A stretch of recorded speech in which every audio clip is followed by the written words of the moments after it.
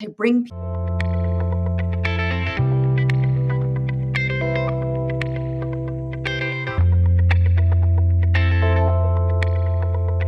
Welcome to another episode of Team Anywhere, where CEOs, leaders, and experts at building teams, companies, organizations, and amazing cultures share how to lead from anywhere in the world. I'm your co-host on the East Coast, Ginny Bianco Mathis. And I'm your co-host on the West Coast, Mitch Simon. And we invite you to join us to Team Anywhere.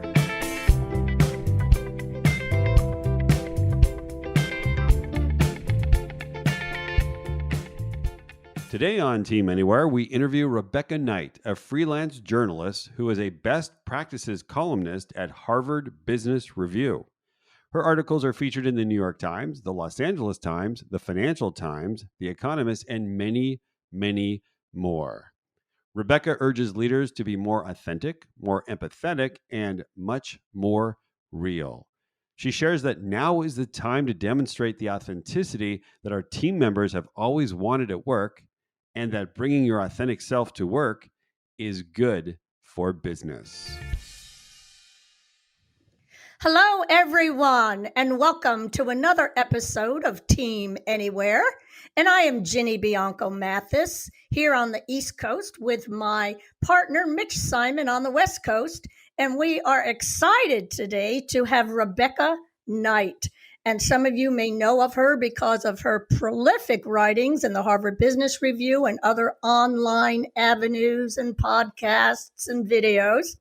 She is a journalist who has some incredible insights for us, especially during the times we all are going through. Hello, Rebecca. Hello, Ginny. I'm thrilled to be here. Oh, well, thank you so much. So to start off, just tell us a little bit about yourself and your journey of how you got to where you are. Absolutely. I have been a journalist for more than 20 years. I worked for the FT for a good chunk of my career. I worked for the FT in New York, then London, and then I was Boston correspondent for many years. I went freelance about almost 10 years ago, which is kind of crazy. And I do a lot of different things, some broadcast journalism, but I also write this column for Harvard Business Review called Best Practices. Yes. And that's what we're going to be talking about today. Oh, that's fabulous. And maybe in a separate discussion, you can share with me how you made that decision to go freelance, but because I'm sure there was a lot of interesting stuff in there. Indeed.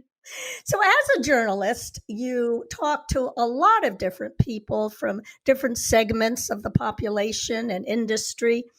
And journalist has a very specific role, I think, in our society. How do you see your role? How do you see that role? What does a journalist bring? Well, it's so funny because I talk about my job that I get paid to talk to people all day long and ask them questions and find out what they think about things and then write it down. And they pay me for that. I feel like I have a great job. But you're right. It is an important role in society, particularly now at a time where the press and the validity of the press is being challenged by people in power. But I, as a journalist, view my role as to talk to the people who know a lot about a subject, who are the thought leaders who are making waves in our society, who've studied things, who really have a deep expertise, and to, as I said, ask them questions, find out about what they think about things, where they predict the future will go, what they're seeing in terms of trends in their industry and in society, and then try to translate what they say into accessible and engaging prose that readers can understand and identify with and learn from. Oh, wow. There's so many little nuggets in there. I'm glad it's being recorded because I got to go back and write those down. Definitely the making it accessible for others. And something I've also noticed in your work is, as you said, you interview people, you translate that, you base it on their expertise, that kind of fact finding, which is very refreshing, needless to say, yes, during our times right now. So, before we get into some specifics, I am sure you've been on your own journey of growth and look and reflection over the past 12 months. Can you share with us a little bit about that? As certainly, a leader, a thought leader in our society. You are too kind. I would say that, like most people, I have been working from home. I have been working from home for a long time, way before the COVID-19 pandemic, I should say. But I've been working from home with now my husband and children along with me, and that has been the biggest change to my daily life. We have all remained healthy, knock on wood, and I'm grateful for that. But I think that look, we are a pandemic weary nation. We've just endured an exhausting election. We have seen a great deal of social upheaval that has taken place over the past 8 months. And I think in terms of my growth, it has to be understanding understanding society a little bit more. I mean, we're all just watching these events unfold in the comfort of our homes and on our screens, on our laptops, in our hands because we're watching them on our phones. And I think that I've definitely had some realizations and some understandings of how things work a little bit more in terms of my own growth. I mean, I'm obviously spending a lot more time with my children, which is mostly good.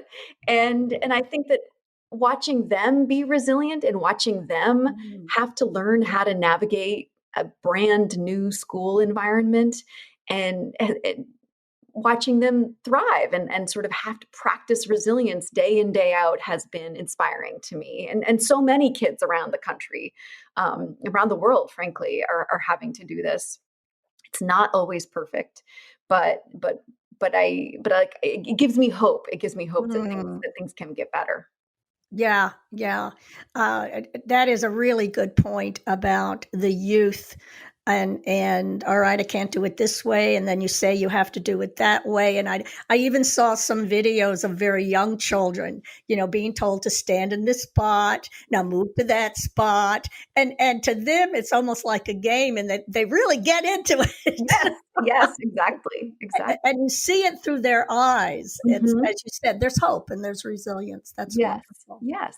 Now, as you spoke, I want oh, to go ask a ahead. question. Yeah. Have you seen, Rebecca, the same resilience in the workforce? Because I know you do a lot of articles on the workforce. Have you seen workers, leaders, team members? Yes, I think I have. I think that we saw in the immediate during the immediate lockdown in the spring. I think there were so many leaders who were initially very skeptical that remote work would in fact be okay and that their workers would be productive, engaged, interested, be willing to collaborate over platforms like Zoom and sort of still get their work done and still be productive members of a team. And I think that yes, obviously, as I said before, we're wary of this. We've been at this for quite a long time now, and the pandemic is only getting worse right now. And that is discouraging on so many levels. But I do think that the workforce has shown tremendous resilience, really. What are some good examples? The organizations that you have seen um, embracing this, and I have seen both. The good ones, what do they seem to be doing in this new remote, moving to a hybrid kind of environment? I think that one of the most important things is managers who are regularly checking in on their employees and offering support, offering encouragement, finding out how they're doing, how they're coping, what specific challenges they're facing in their day to day, because everyone is different. Some people are really suffering because they're so isolated. They live alone. They're not seeing many people. Um, Other people are scared witless that they're going to get sick, or they're living with someone who is high risk, and so they're very worried about that. Other people are stressed because they're having to homeschool their children in addition to their jobs, and they're worried about maintaining their jobs. They feel guilty that they're not maybe contributing to their job in the way that they would want to, but they're being torn in so many different directions. So I think that's one of the first things that I would say the leaders who are doing this right are regularly checking in and making sure that they are embracing the humanity of this situation and not just saying, when does that report due? We need to Yeah. get a deck done. Um, and I think that they're embracing sort of this new normal, which is anything but normal, and understanding that things are going to be different. Let's therefore think about what are the most important things that we need to get done. So they're prioritizing in the sense of, okay, look, here's what we need to do this week, and here's what we'd like to do this week, but let's Hmm. focus on what we need to do to make sure that that stuff gets done, that stuff we accomplish, and then the nice to have, we can focus on if we have the time, if we have the bandwidth, if we have the capacity. So they are understanding that there needs to be a lot of flexibility. Right, right. We heard from some folks that they're breaking down meetings to be micro meetings, Mhm. so that they can visit with the folks more frequently, which then supports what you're saying. I'm checking in more, Yeah, and we're breaking up the work so we almost are tracking work in a much more efficient way. right. We have Yeah. had heard that from some leaders that are embracing this. Now, how about the leaders who are struggling? Obviously, you can just say to me, well, the opposite of what I just said. But in particular, what advice, where do you see them struggling, and what advice would you have for them? I think the leaders who are struggling are the ones who are maybe they were maybe even struggling before the pandemic hit, in the sense that they didn't necessarily have the good relationships with their teams. They hadn't built trust. Exactly. They didn't understand their employees to be human beings rather than just robots who show up Yeah. at their desks and get the job done. So I think those are the ones who are having a harder time trusting their employees to get their jobs done, and also just understanding the extraordinary stress and pressure that so many people are under right now. In terms of other ways in which leaders are struggling, I mean, I think that they are maybe not. They're failing to see the big picture in all of this too. I think that's another way that they're struggling. And when you say the big picture, you're a journalist and Yeah. you've reported around the world. So what is Rebecca? What is the big picture? Oh my gosh, What do we? if only I knew. But I mean, I think that they are not seeing that it's sort of the problem that corporations have had for a very long time now. It's this short-termism. It's this, Mhm. well, we've got to get to the end of this quarter. We've got to be planning for next year. And it's rather than understanding we're in this for the long haul, and how can we think creatively, think innovatively about problems that we need to solve, rather than getting, making it quarter to quarter. So I think that that's just, it's a struggle that was there before the pandemic hit, and I think that those who tended to have a short term outlook are struggling in particular during this pandemic. Yeah, they are. Uh, Leaders need to hold both in their hand, the short and Mhm. the long term. And I believe, see what you have seen, um, is that a lot of leaders have been one or the other. The best leaders have been both. A lot of leaders have been one or the other, and they're struggling right now because, as you said, they struggled before. And now this new environment is requiring all of them, all parts of their brain. A lot of it is, well, you need to be more empathetic. You need to be more authentic. You need to show that piece to your people. Well, you know what? I don't like to do that. Well, too bad. Right. That's what's necessary now, Yes. right? Yes. Yes, and I think that those who can't sort of project a vision forward, people are scared, they're stressed, they don't know what's coming down the pike. No one knows what's coming down the pike. But that is why we need leadership. We need someone to say, this is the direction we're going in, and to bring people along that way. And I understand that leaders are thinking to themselves, well, geez, I wish I knew. But at the same time, you need to form a point of view, have a vision, and then try to bring people along. And I understand that that vision needs to be flexible too, because things could change. But there needs to be some force, some positive force that people can rally behind right now. Exactly. Great. Well, you wrote one article that really tickled our fancy since it touches upon our particular podcast here, and it was how to manage during this hybrid environment. And you did highlight 4 or 5 very key things there from talking to some experts. Can you share that with us?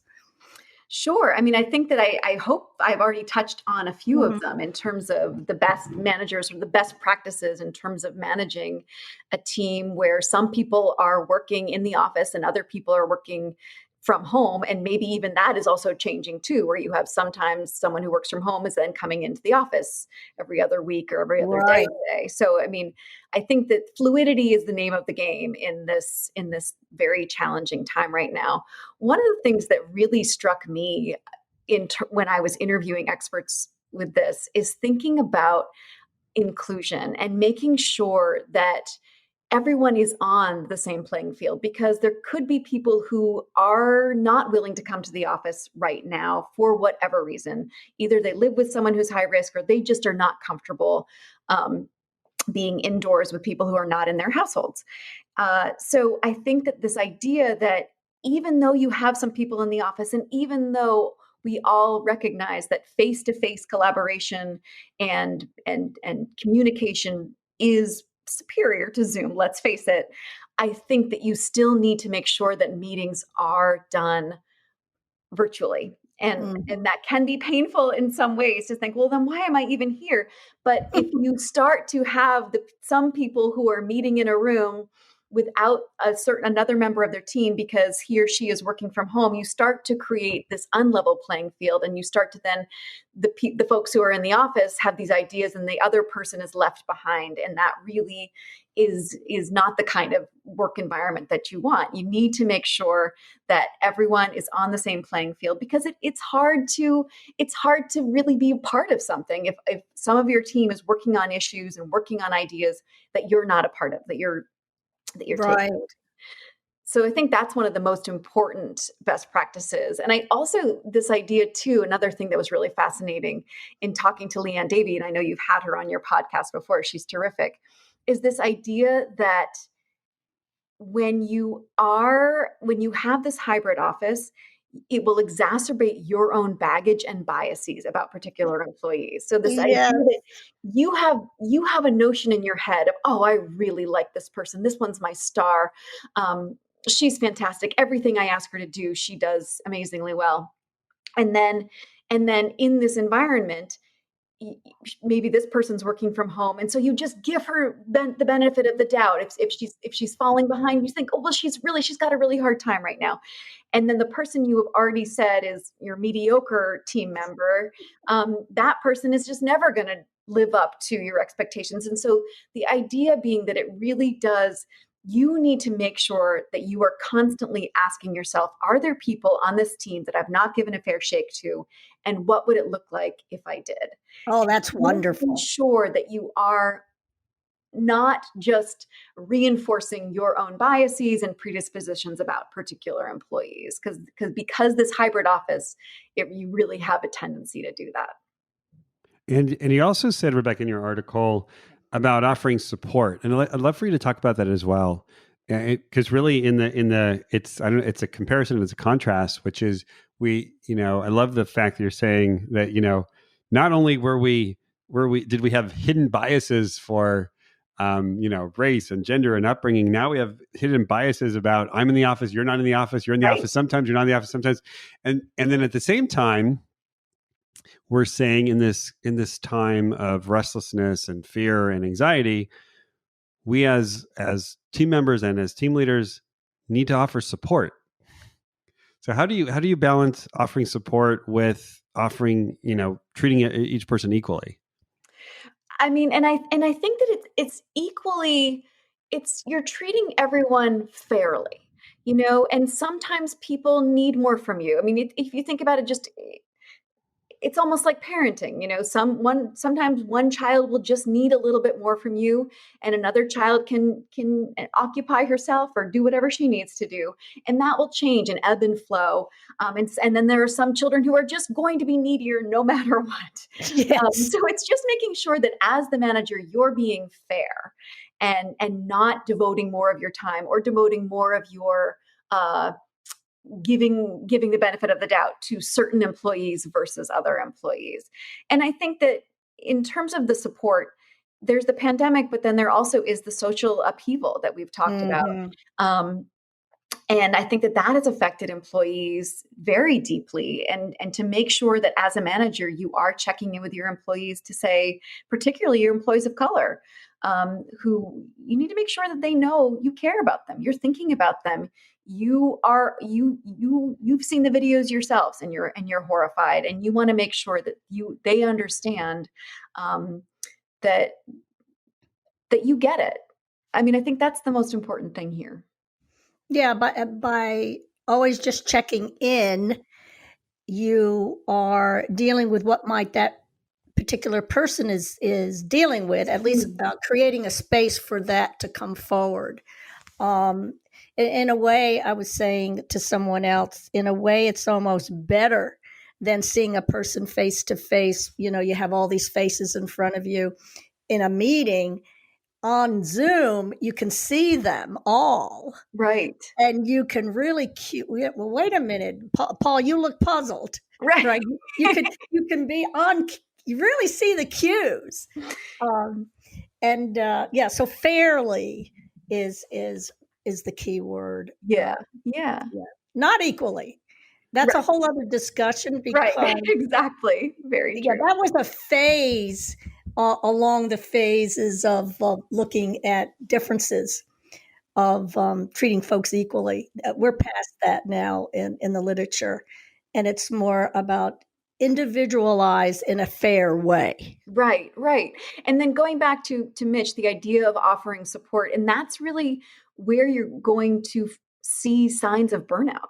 And I think that that's another thing that managers really need to be attuned to right now, because we've now been doing this for a long time now, since March. And a lot of us are really, we're kind of at the end of our rope here. And so if you're not checking in, if you're not regularly talking to your employees, giving them the space and the time to talk about what's going on in their lives, then you aren't going to find out who's really struggling, maybe until it's too late. And I think that in my piece, it's watching for signs of people who are behaving differently. The person who was usually talkative and energetic, and then all of a sudden seems very reticent and quiet. And the person who, someone who was calm and composed now has this much shorter fuse and is quick to anger. So it's sort of seeing changes in people and being attuned to them. Yeah, really, really what I got out of this conversation and your article is that this pandemic is really causing us to be much more authentic and much more empathetic and much more real. For the leaders that were struggling before the pandemic to be able to display these types of behaviors or to display these types of just a way of being, it might be harder for them. It's also, I think we're finding leaders, I work with a lot of young leaders, a lot of young leaders are really stepping into their own because they're already bringing in this authenticity that they've always wanted at work. Mm-hmm. And this is really the place for people to play that out, and almost your article is an encouragement, I think, for people to be more real and for people to connect deeper Yeah. at work. And I don't know, what's your thoughts about that, and your experience in all your interviews. I think you're really hitting on something that we could see as a positive outcome of this, is that you're right. People are bringing, as Ginny said, their authentic selves to work now, and that's a good thing. That's a good thing because we spend a lot of time at work, and to have Yeah. to pretend you're someone else, to have to act in a certain way that you don't feel, that's not the real you, that's not your skin, is hard, and it gets old. It's Um, uncomfortable, right, right? exactly. And you're not going to be doing your best work if you have a facade of somebody else. Um, I think that you're right. I think that people are becoming more, not becoming. They're understanding. Oh, I can be who I am at work. I saw today that UPS is allowing employees to wear mustaches and dreadlocks and braids and things like that. Ah, So allowing, it's in recognition that a lot of these old policies were discriminatory because Hmm. it yes. disallowing people of color to wear their hair the way they wanted to wear it. But it's this idea of bring your authentic self to work. This is good for business. This pandemic, which has also been a public reckoning on racial inequality and systemic racism. But as we were saying, Mitch, it is this idea of be who you are and bring that to work, and that will make you a better worker. I, lo- I love what you said because we're now having to reflect on, well, what is my whole self? Mhm. Because I used to separate it so much. Right. And now here I'm having this business meeting, and my little girl runs up, sticks her face in, and now I'm having a psychotic breakdown because who am I now supposed to be? Right. Right. And so now we have to reconcile that, Mhm. and we all are. Right. It, however, some are struggling with it more than others, I think. And that goes back to what you even said before. Some people are going to go into this hybrid environment and just thrive. And it may not be the people who thrived in the office. And that's where you have some of the biases. And as long as you keep checking in, Right. you have to. I remember I was with a group of MBA students sharing this. And they, well, what do we have to be psychologists now? And my answer is yes. Yeah. And you always should have been too. This Right. is this is the thing. You need to know your employees as humans, not as robots. They, Exactly. I mean, this idea of the myth of the ideal worker. I remember when this pandemic first hit, people were saying, "Oh, finally, we're going to know that's stupid, and we're going to end this absurdity that the ideal worker is just, constantly doing his thing because it was a man too, the ideal worker." But I mean, sadly, I think we're not necessarily seeing that. Well, you know what it gets to, Rebecca? It gets to what one good thing about Mm, this whole pandemic and then working at home and being disruptive is it's caused a lot more reflection. And that reflection then is people having to maybe redefine themselves a little bit. And you also said something else that I think is true. You said, we've been doing this for a while. A lot of folks are feeling burned out. Now I think is even more important time to look at, well, now what? right. Now what am I going to be? And well, I guess I got to redefine myself and my infrastructure once again. Mhm, mhm. And I Well, think you know that, what I go on. what I'm seeing here is, because with the article that okay, at the beginning of this, Rebecca, which we were kind of thinking like, are we all going back? Because the question was, are we all going back to work, or are we all staying home? Because of course, we as humans, it's always got to be black or white, Right. correct? Yes, of course, yes. Yep. Now with your article, Rebecca, your article is, how to manage a hybrid team. And for the most part, I would say, without being black or white, I think the majority of us are going to be hybrid teams. I could not agree more. I think that that's going to be another long-term trend we're going to see is that we are going to do more. This is the future because, frankly, we do like working with other people. Many of us do, and or even if we don't like it, we need to. And so I think that there's going to be times where you do need to be with colleagues, and you do need to be bouncing ideas around in person, face to face. But you don't need to do that every day. It's not good for your mental health. It's not good for your productivity. It's not good for the planet. You don't need to be there every day. So I think that we are going to see many more hybrid teams in the future.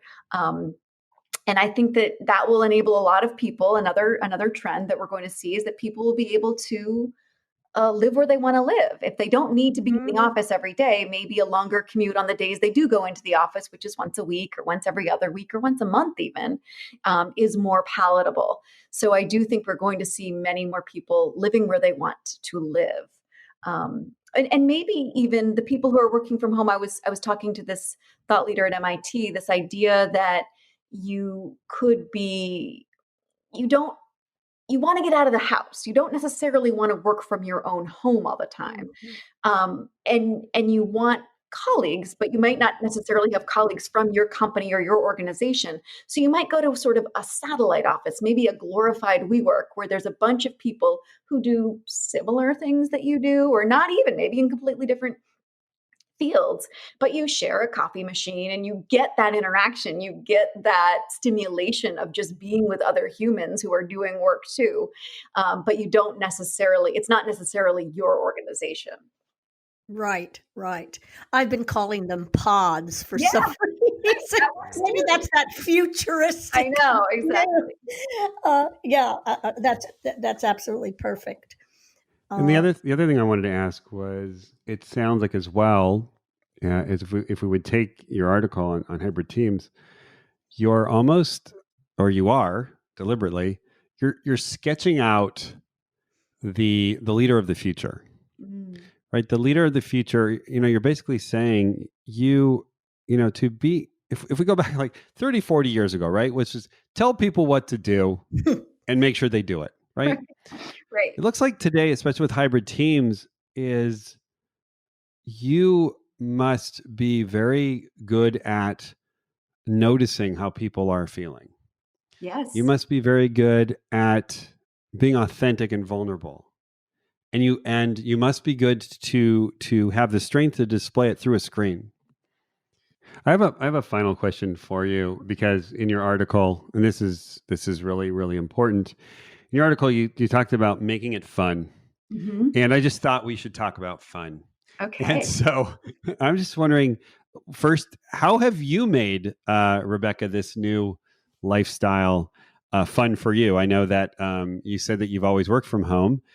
Now you have your husband and your kids at Right. home. So how have you made that fun on your, team night, let's just say? Oh, right. I mean, I think that, and in looking at the article, making it fun, because I think we're all so over Zoom cocktails, and it's just, oh, I can't take any more Zoom. But in terms of making it fun for me, it is hard. I'm an extrovert. I really like being around people, and when I worked from home, I still made time for friends and colleagues, and I would see people for lunch, and I would have I would still work with other people, even though I am self-employed. And I miss that. I really miss it. It's hard. It's hard feeling so isolated. So I try to, every morning, I do a walk and talk with one of my friends, and I have a different schedule, a different friend each morning. We walk at around 7:30. And so by the time I sit down to my desk at 8:15, I've already gotten outside, I've gotten fresh air, I've gotten exercise, and I've connected with a friend. So Right. no matter what, it can't be that bad a day.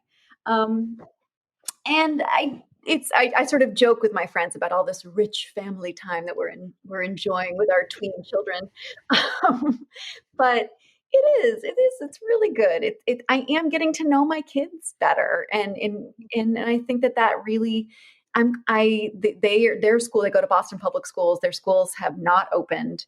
And even though I really wish they could be in school, I know that I'm going to miss them when they go back.